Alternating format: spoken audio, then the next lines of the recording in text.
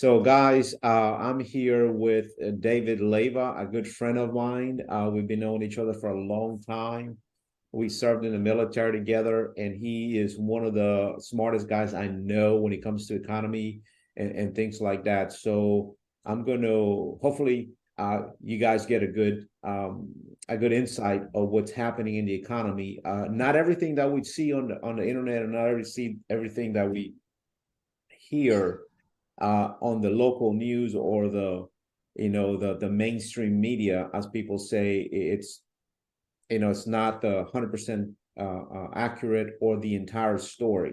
So let's talk to David and see what his insight is on the economy. David, before we start talking about the economy, why don't you tell us a little bit about yourself and how are you where you are today? Hey, well, thank you, Miguel. First of all, Happy New Year. I Happy don't New think I've seen you saw you at the end of December, but not New Year's. Happy New Year from Montana, where you can't tell that there's snow and mountains behind me, but it's cold here. Change of change of geography and climate, temperature here. But in terms of my background, I have been I studied the economy really when I started as a business reporter. This is going back 20 years ago, and worked in and around the Beltway, and wrote about business conditions, the microeconomy, the macroeconomy, and that really sort of led me down a pathway of working on my graduate degree in economic development, and really beginning to appreciate that things happen in the economy, and sometimes we're paying attention to the signals, and sometimes we're not. And when I bought my first home, I was not paying attention to the signals. Had I been paying attention, I probably wouldn't have bought it right then and there. I would have waited a little bit. So now I'm a lot more uh, cognizant of things that are going on. I know now where to look to find the smartest people in the room. And by the way, let me say that, Miguel, you need to meet smarter people if you think I'm one of the smart ones. So but I appreciate the vote of confidence. Come on, man. Come on. I've known you for a long time, so I know you're pretty smart. But anyways, so yeah, what do you see 2023? What do you see happening in the economy? I know everybody has a different opinion, right? We see signals pointing in one direction, and then we see signals pointing in a different direction. You are you're in the thick of things sometimes, and you have connections, in the economic world, I guess, of academia as well as the military world, and you hear things. So what kind of light can you shed on Well, 2023? thank you for prefacing that. Let me start with two things. Let's start with gross domestic product. Gross domestic product is uh, the $5 term for the whole size of the market. It's comprised of consumption. It's comprised of investments. It's comprised of government expenditures. It's comprised of net exports. And the first place I like to look at is the National Association of Business Economists, and they just put out yesterday their 2023 January 2023 business condition survey. And so they sent out a survey to all the economists that are part of the association. They're the who's who. So you name a business, you name a bank, you name a government agency, and their economists are part of this association. Slightly more than half of the people who responded to the survey put the possibility of a recession over the next year 50% or higher. They say that downside that higher interest rates and just higher costs, stuff that we call that we're all familiar now with inflation. You go buy some milk and eggs, and you might need a part-time job just to pay for food to go to Walmart. And that if you're on the upper end of the income scale, eh, what inflation? If you're working class and you work hard to make ends meet, maybe have a second job, you know exactly what inflation means. So these are the smartest people in the country, saying this. They believe sales growth, uh, and what's important about that is to preface that on what has come out from the Federal Bank of Atlanta, and they have something called GDPnow, which is not the official GDP forecast, but it's something that comes out of the Fed, out of Atlanta, and it takes a snapshot as to where we are.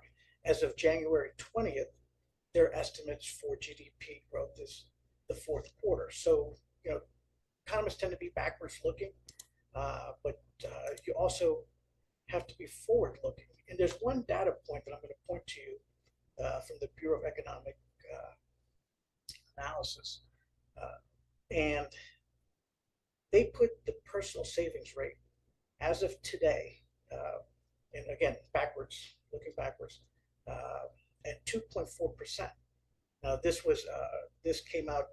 This release came out in December 23, and again, it's backwards, so it's November. So here we are in January, talking about numbers in November.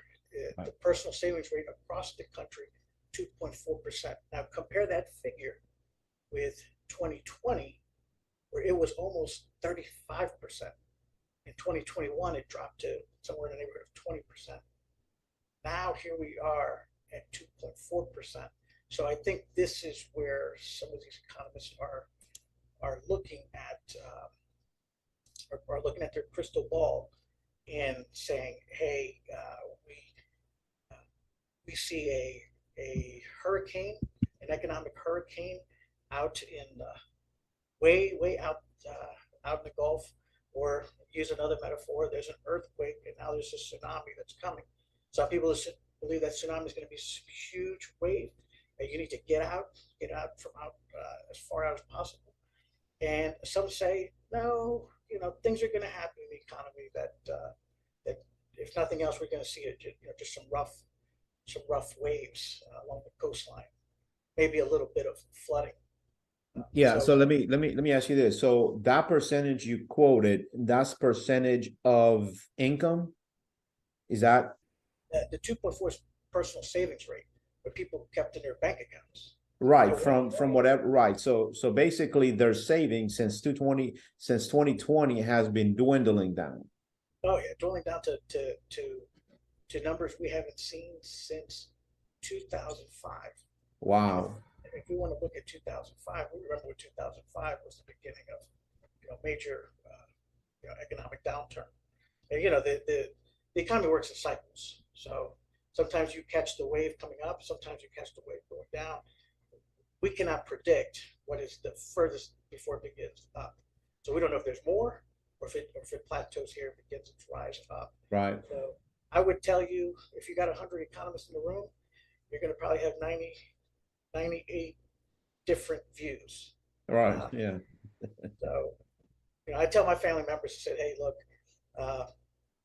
spend low, get as much money as you can, hold on to it, be smart with the investments. Right. And I think, going back to, we're seeing job cuts in the private sector, particularly in the tech sector. Right. The question is it going to spread, or this can this be contained? The housing demand has fallen a bit. Well, which means housing prices are going to be falling. Why? Well, partly because the Federal Reserve continues to raise interest rates. That has an effect on mortgage rates, and there's some caution as to jobs. And I think one of the good things here I am in Montana, and even down in Louisiana, we tend to be a little bit insulated from Right. the big jumps, the big drops that you see on the East Coast and the West Coast. So where you saw major rises in home values that came from the pandemic. And again, Our swings are not as pronounced are as they are in other parts of the country. Absolutely. Yeah. Yeah. Yeah. and the pandemic had second, third order effects, right? You could work from home, this type of work. Well, some people said, well, here's my chance if I don't have to live in this expensive place, and as long as I have internet, well, let me go find some place I can afford, to have an extra room for an office. Right. So now, but a lot of those jobs tended to be in the tech sector, and now that tech sector, and then they were signaling this last year, say, hey, we see a hurricane out there, and so Yeah. now here we are. So I always think it's about positioning yourself, positioning your business for what's coming, not for what's happened. Right. Yeah, no, I mean that's part of the deal. You have to learn how to anticipate as best as you can to be able to be able to recognize what's coming and prepare yourself for it. And that's why we do these things, these talks or this analysis to try to help our clients figure it out. Now, when it comes to the world of real estate, that's where we live. What do you see? What do you see happening? I know the Fed might not go up the next time that they meet as much as they've done in the past. Did we reach that pivot point? Do we have You more to know, go? the Federal Reserve is fighting what they're calling a credibility issue. For a long time, we were hearing the term transitory, transitory. Well, in the economic world, their idea of long term and short term is different from your idea of long term and short term and my short term, right? If you don't have money at the end of the month, that could be long term or short term, depending on how and if you're getting squeezed at when you go shopping, and that has you bought a home, but you weren't anticipating gas prices being higher than they are. There's some beliefs that they'll if there's an increase, it'll be a small one. Some people believe that the Federal Reserve needs to be as proactive as possible so we don't repeat the 1970s, where we have an issue of stagflation, where there's still inflation and stagnant growth in the economy. So some people say you've got to put out that fire, don't leave any embers, nothing. But everything comes with a price, everything comes with a cost. So which way are they going to go? We don't know. And how will markets react to that? How will people react to that? How will businesses react to that? That remains to be seen. Now, our economy is far more complicated than it was when they were first making these models 50, 60 years ago. And we're global. Globalization. What's happening in Budapest affects you there in Baton Rouge, and you may not even realize it. Yeah. And so those factors play a large role. We have a lot of investors from other parts of the world who invest in America.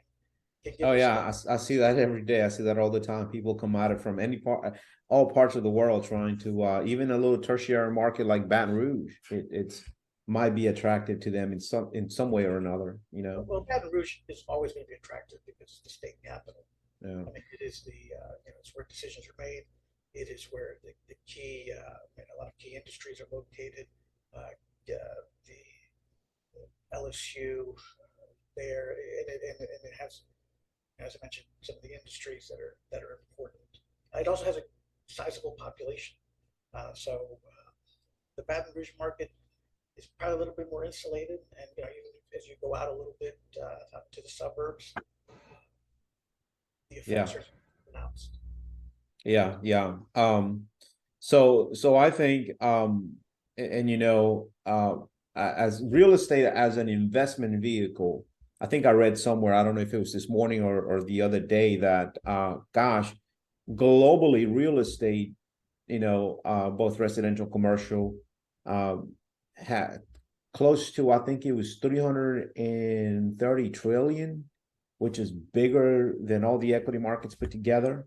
I'm not sure. I'm not 100% sure if I got those numbers right, but I guess my point is that I'm still confident in real estate if you know what you're doing and what type of properties to invest in. That's important. So I do a lot of multifamily, as you know, David. So what we're seeing is that rents in some places are still going up. So that's mitigating the fact that the interest rates are going up. Clients are still looking for those assets that will produce that income. and still cash flowing. In some pockets, we're still cash flowing. It's not as the spread is not as much as it used to be, but still good, right? As opposed to where else you're going to put that capital. Well, I tell you, there's some people who don't believe in the stock market.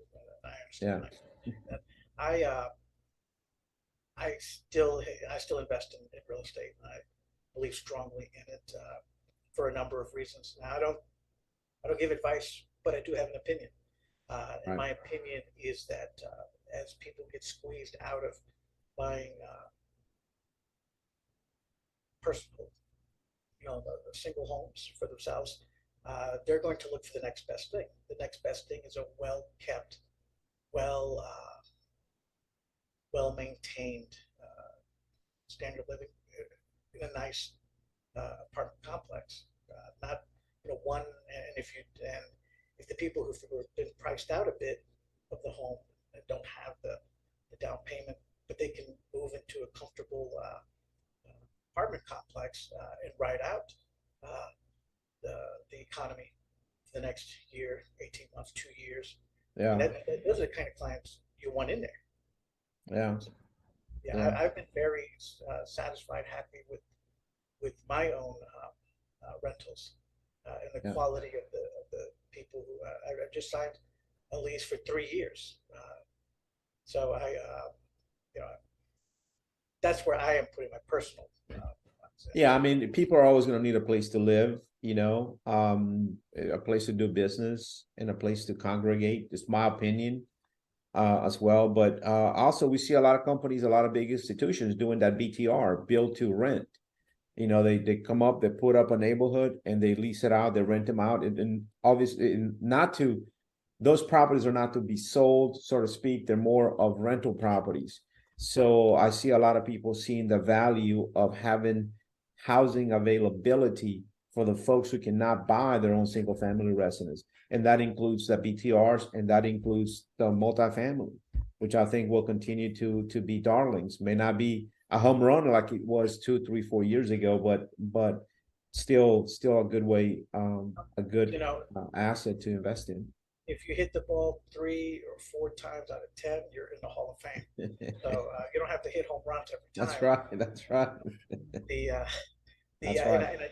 I think one important factor is that the market is a lot like judo, like jujitsu. For every move, there's another move. There's another move. We may Right. start to see skyscrapers that are empty that used to be,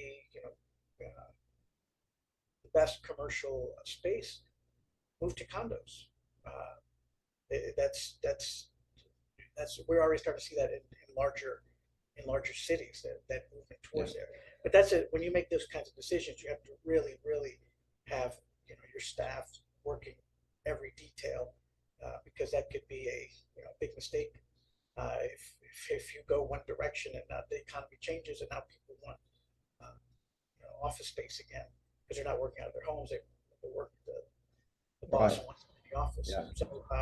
So that's the uncertainty piece that if we all had a crystal ball and if economics was a true science, we'd be able to give you a true answer. But Right. human beings make decisions based upon whether or not you want to move your kid out of the school system that they're in, if you really like the neighborhood, or if a better job offer comes in another state and you have to move, or if the Louisiana economic development leaders are able to lure more industry, more businesses uh, Yeah. down its way, that that's why they say all real estate is local. Yeah. No, absolutely right. Absolutely right. Yeah. We all see that. Well, David, I appreciate it, man. Appreciate your time. I know you're super busy out there. And maybe we'll do it again sometime, Yeah, as we go absolutely. along. And definitely appreciate it, man. Next time Uh, we do this, I'll be outside and I'll freeze so that all your clients and viewers can appreciate mountains in the background. All right, buddy. I appreciate it. So have a great one. And for Thank you. everybody else out there, we'll continue to bring as much good information as we can, and hopefully